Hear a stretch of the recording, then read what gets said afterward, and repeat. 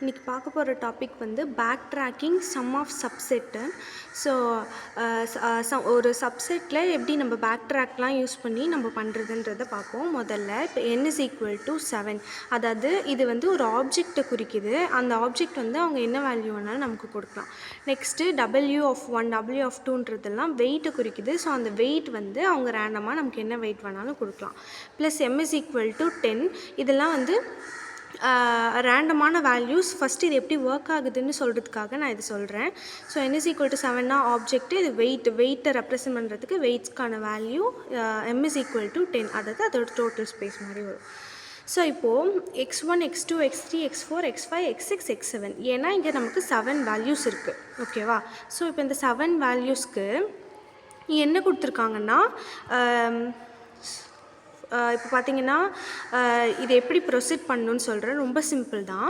இப்போ வந்து இந்த x1, x2, x3, x4 இந்த வேல்யூஸ்க்கெல்லாம் எப்படி வந்து போடணுன்னா, நமக்கு கொடுத்துருக்க வெயிட்டை வந்து நம்ம செக் பண்ணோம். m is equal to நமக்கு 10ன்னு கொடுத்துருக்காங்க. ஸோ அப்போது 1 + 2 3, 3 + 3 6, 6 + 4 நமக்கு 10ன்னு வந்துடும். ஸோ ஃபஸ்ட்டு 4xக்கு நம்ம 1 போட்டுட்டோன்னா நமக்கு 10 வேல்யூ வந்துடும்.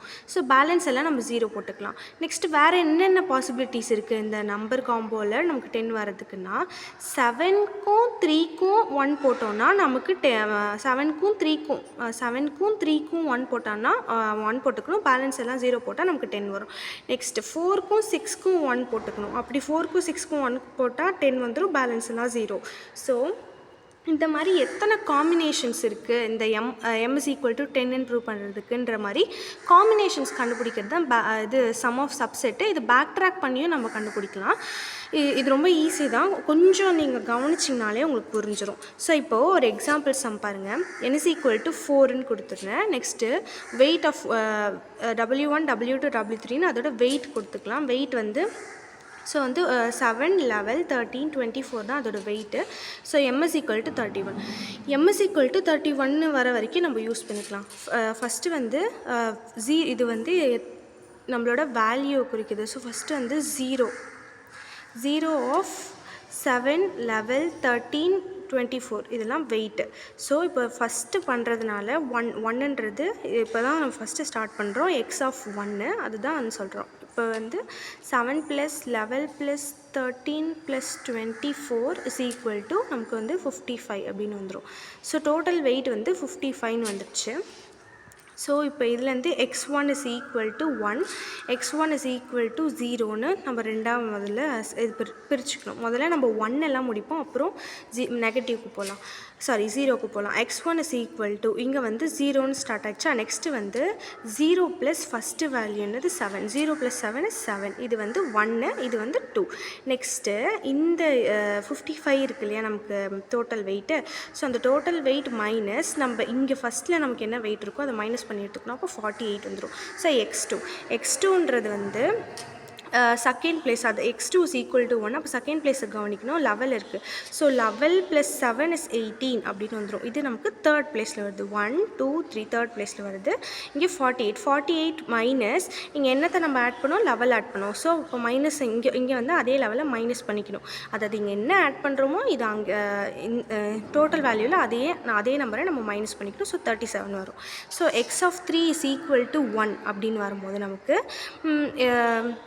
x of 3 தேர்ட் நம்பர் என்ன நமக்கு 13 இல்லையா. ஸோ 18 + 13 is 31 அப்படின்னு வந்துடும். நெக்ஸ்ட் இது fourth. So 37 - 13 is equal to 24 அப்படின்னு வந்துடும். ஸோ இங்கே பார்த்திங்கன்னா 31ன்னு வந்துடுச்சு. m is equal to 31 தான் நம்ம கண்டுபிடிச்சது.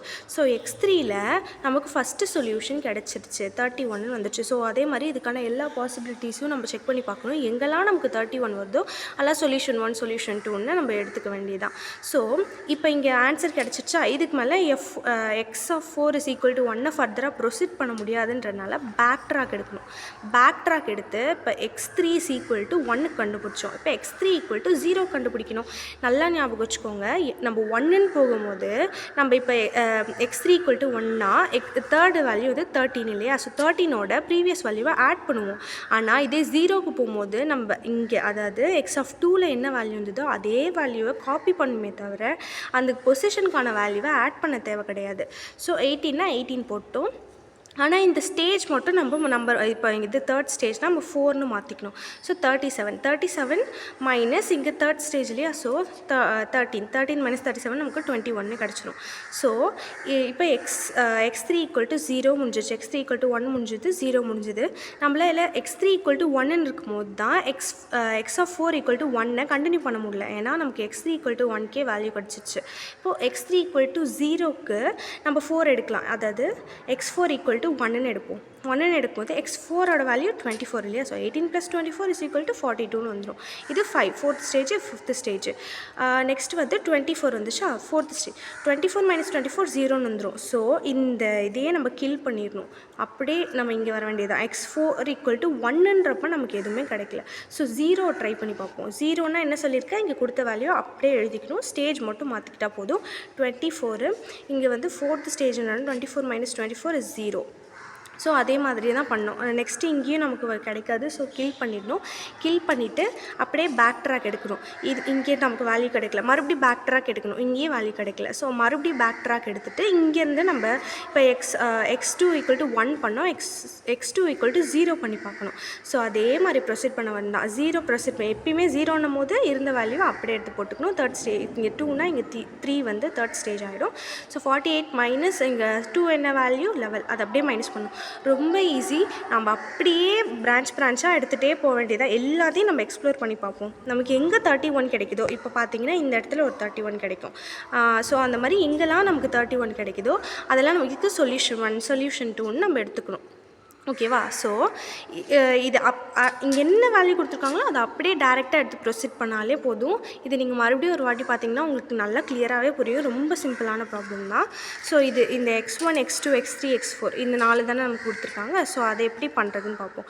முதல்ல x1 x2 x3 எப்படி போடுறதுனா, x1 எனக்கு கண்டினியூ ஆச்சு, x2 கண்டினியூ ஆச்சு, x3ல எனக்கு வேல்யூ கிடச்சிது. ஸோ x3 வரைக்கும் நான் 1 போட்டுக்கலாம். x4 பார்த்தீங்கன்னா நமக்கு வேல்யூ கிடைக்கல, அதோட தான் சொல்யூஷன் முடிஞ்சிடுச்சு, x3 கிடச்சிச்சு. ஸோ அதனால் இங்கே 0ன்னு போட்டுக்கணும்.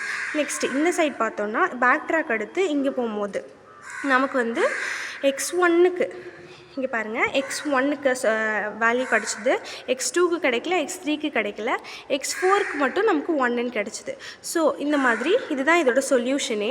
இதுக்கு லெஃப்ட் ஹேண்ட் சைடும் போடணும், ரைட் ஹேண்ட் சைடும் போடணும்.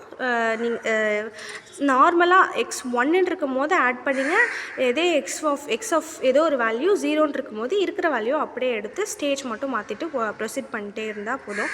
ஸோ இதுதான் வந்து backtracking sum of subset. நீங்கள் மறுபடியும் இந்த வீடியோ பார்த்தீங்கன்னா கூட திரும்ப பார்த்தீங்கன்னா உங்களுக்கு ஈஸியாக புரிஞ்சிடும். தேங்க்யூ. ஏதாவது டவுட்னா கண்டிப்பாக கேளுங்க. தேங்க்யூ.